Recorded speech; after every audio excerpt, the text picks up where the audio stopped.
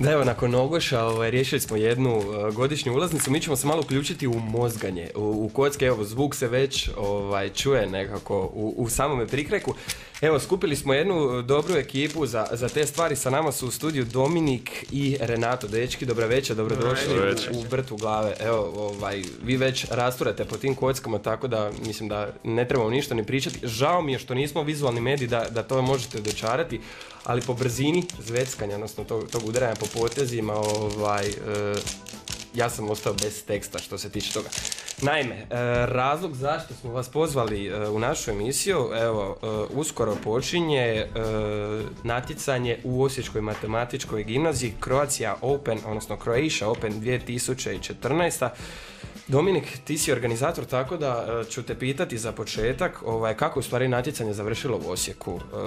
Poznato je da su Osječani dobri kockari. Pa poznato je, ima nas jedno skoro i 10 koji slažemo tu u Osijeku. Pa do natjecanja je došlo zato što 2011. je bilo u Zagrebu natjecanje i sad do ove godine je bilo 3 godine pauze. Ja sam otišao u Sloveniju i tamo sam upoznao delegata iz Mađarske i on me pitao zašto nema natjecanja u Hrvatskoj. Pa nitko nije htio sjesti i organizirati natjecanje i uz pomoć Renata sam pozvao delegata, on se odazvao na poziv i doći će sutra, ćemo ga dočekati dan prije natjecanja i doći će nam da bude službena osoba te organizacije i eto, organizirali smo natjecanje. Kako si se ti u stvari uključio u svijet slaganja kocke, jer to puklo iz prvom razredu, jedan dan? Pa mogo bi nešto raspaliti ili... Pa to je čisti hobi bio. Sad je postala malo i obsesija, ali evo u prvom razredu kad je 2011. vidio sam Renata kako se vratio iz Zagreba i slagao kocku, ja pogledao kod kuće pa imam jednu jeftinu kocku, idem na to proba složiti i naučio sam preko YouTube-a složiti i eto, Renato mi je praktički bio poticaj da naučim. Mene zanima nešto malo općenito o ovome sportu. Sportu? Da. Pa, da, sportu. 1980. je izumljena kocka, Erno Rubik, to mislim da većina ljudi zna. Evo, nakon skoro 40 godina kocka postaje sve popularnija. Nije, 74. 74. Da, mi smo malo 80. je objavljeno u prodaji. Da, 80. se masovno. Od 74. znači 6 godina. Da, bila je nedavno 40 obljetnica. Mađari vježbali prije nego što je puštana u samu prodaju. Nazivate li vi to sportom? Pa, više hobijem nego sportom. Da, više hobi. Ne bi ja to razvoj sporta. Kako teku pripreme recimo? Pa evo, već se pripremamo skoro 3-4 mjeseca neprestano od kad smo objavili da će biti službeno i teku pripreme. Odete izvan grada u neku divljinu, pustite si neku laganu glazbu, niko da vas ne dira, da vas ne uhvati buka auta, idemo, udaraj, slaži, cijelo. Ne, tako.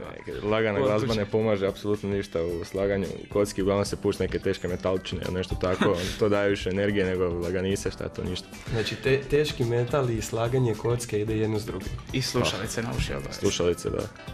Ali ne idemo u divljinu, odemo uglavnom u Petar Pan. Mrak. U kakvom stanju dobijete kocku prije slaganja? Tko je to dovoljno objektivan da ju pobrka? Pa svaki natjecatelj na natjecanju je dužan i imaju službeni skremblovi za kocku gdje se razbuca kocka po određenom algoritmu. I dobije se slika te kocke i sad evo, tu je razbucana kocka i dobijemo prekriveno obično nekom kuticom malom. I kad smo spremni kažem, pa može i papirom, sam da se ne vidi. Kad kažemo da smo spremni, podigne se papir, imaš 15 sekundi za gleda kocku. Sudac mora upozoriti na određeni broj sekundi i to. I onda kad si spreman, spustiš kocku, pokreneš štopericu i kad si gotov, zaustaviš. Kakve su sve kategorije što se tiče kocaka? Evo, mi na našem stolu imamo nekakvih 15-ak raznih oblika. Dobro, boje su, vjerujem, standardne, ali vidim da su polja drugačija. Što se toga tiče, kakve su sve kategorije uključene u samo natjecanje? Pa, uključeno je 18 kategorija. Imamo najviše 3x3 kategorija. 3x3 to je obična kocka koja se slaže s dvije ruke, onda ima s jednom rukom, na slijepo se slaže se i s nogama.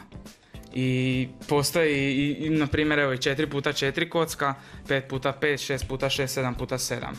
A i ove 4x4, 5x5 se isto na slijepo slažu. Evo dobro, pošto nas uvijek zanimaju nekakve prekrasne stvari, ja ću te zamoliti da se okreneš na slaganje na slijepo i na slaganje s nogama. Jer ovako su i ne samo nama, nego i našim slušateljima upitnici na glavama, tako da kako uopće, ako je neko slijep, raspaliti kocku ovu složiti. Pa ne, nije slijep, nego na primjer osoba koja vidi normalno, dobije kocku, prvo dobije pokrivenu kocku. Aha. Prvo dobije pokrivenu kocku i kad je pokrivena kocka pokrene se štoperica i onda se uzme kocka i gleda i štopa se vrijeme. I kad se ištopalo vrijeme, onda se prekriju oči i onda se štopa. I još uvijek se štopa, ne prestaje se štopati. Dobro, a nogama? Nogama sam skinu patike i čarape i slažeš. Nema nekih posebnih Pa da, kopački, to nema. ništa. Ne, nije nogomet. Može li se varati u ovom hobiju? Postoji li Može mogućnost? i kazne su malo veće. Molim te, objasni mi kako varat. Pa postoji varanje, na primjer, i kad se dobiju ti skremblovi službeni. Može netko izvaditi iz džepa i staviti svoj koji je naučio napamet. I kad je on naučio napamet, on zna rješenja napamet, on može to ispod 5 sekundi složiti, ako je uvježbao kod kuće. I to je bio slučaj u Meksiku i uhvatili su ga i dobio 3 godine zabrane natjecanja. Znači ne smije više nikad uhvatiti tu kocku. Smije on uhvatiti, ali ne smije na natjecanje. Što je sve u stvari bitno, što je sve potrebno da se postane dobar kockar? Dobra, neću više govoriti kockar, nego može, tak se mi nema zove. problema. dobro, nećemo govoriti kockar, nego cuber, ajde. Eto, može, Kuber. Pa potrebno imati volju za vježbanjem. Najviše je volja za vježbanjem i treba imati, dobro ne mora toliko memoriju u mozgu, ali treba naučiti algoritme. To je najveći problem. Većini ljudi kad ima jako puno algoritama, samo za jedan sloj ima preko 100 i nešto algoritama za učiti, tako da... I to je plus još toliko modela kocaka, Da. vjerujem da za nas stručnjake što se tiče brojeva je već vrijeme da izađemo Pa iz toga. temelj je 3x3 kocka i kad se to zna, ovo sve ostalo je jednostavno. Koji su vaši osobni rekordi? Pa dobro, svaka kocka različito, znači 2 sa 2, pa ne znam, pojedinačno slaganje ima, znači svaka kocka, svaka disciplina u stvari ima i najbolje pojedinačno vrijeme, najbolje prosječno. Sad neke imaju prosječno 3, neke prosječno 5. Recimo ove male kocke, tu sve do 5 sa 5, imaju sve prosjeci 5, a 6 sa 6, 7 sa 7 imaju najbolje 3. Se zbrajaju i podijeli se s 3 pa se dobije kao prosječno vrijeme. I sad u 2 sa 2, pa ne znam, sekunda možda mi je najbolje pojedinačno slaganje, to ono kad se potrefi jedan u 100 slučajeva da se može riješiti 4-5 poteza, a prosjek mi je kod neki 5. 3 sa 3, najbolje pojedinačno, pa imam na YouTube mislim 9.32, a prosjek mi je mislim ispod 13 neki bio. Ne znam, 4 sa 4 pojedinačno je negdje ispod 50 sekundi, a prosjek oko minute i 5. 5 sa 5 pojedinačno minuta 35, prosjek minuta 47. 6 sa 6, to sam baš sad malo prije sat vremena napravio, prosjek ispod 4 minute. I 7 sa 7 je prosjek 5.45. Majo, molim te, namjestimo 2 sa 2 do kraja intervjua, neka se to riješi, pa Ja ne ćemo... znam to ni pobrkat. Dobro, samo malo pobrkaj, pa ćemo onda vidjeti. Nije teško, teže složiti. Jer je ostalo sve na riječima. Jeste podmazali kocke? Da, podmazane su silikonski sprem, najčešće ili ima... Delta ulje. Pa što se nije tiče. to. Evo, Neki znaju staviti VD i onda kad otvore kocku ne može se više vratiti. Postoji posebno ulje u šprici. Dobro, ni to nismo znali. Majo, molim te, evo, vidim da je dosta pobrkano, tako da još nekakvu minutu ćeš imati što se tiče toga. Dominik, evo, najbolji mogući poziv ću tebe zamoliti da odradiš našim slušateljima za samo natjecanje koje nam predstoji. Eto, pozivam sve koji su u mogućnosti da dođu u 3. gimnaziju i evo, složio kocku. Kocka složena. Evo, pozivam sve slušatelje Radija Osijeka i sve građane Osijeka, može iz cijele Hrvatske ako hoće doći.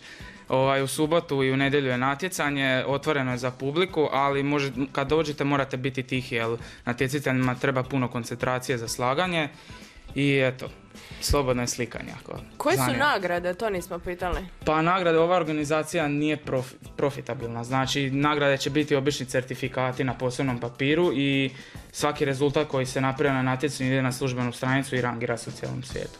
Ja bih samo htio dodati u moj Dominiku ime da se zahvaljujemo našoj ravnateljici i voditeljici škole što sam omogućili da napravimo to natjecanje. Ja sam sad završio tu školu ovo ljeto, ali on je još učenik, sad je 4. razred. Tako da eto, dobili smo profesor što je jako lijepo i ovim putem bih htio pozdraviti našeg prijatelja Matka koji često ili na sastanke s nama i dio je naše cubing zajednice, ali trenutno u Briselu pa ne može doći na natjecanje. Evo, živio ti nama Matko. Ništa, dečki, evo, da zaokružimo cijelu ovu priču, kocka je bačena, riješio se za koliko je bilo? 30 sekundi. Da. Sad možemo varati ovo. Ništa, evo, poziv je već odrađen. Momci, vama se zahvaljujemo na gostovanju u Brtvi. Želimo vam puno uspješnih slaganja kocaka, a mi se čujemo nekom drugom priliku. Hvala što ste nas zvali. Hvala,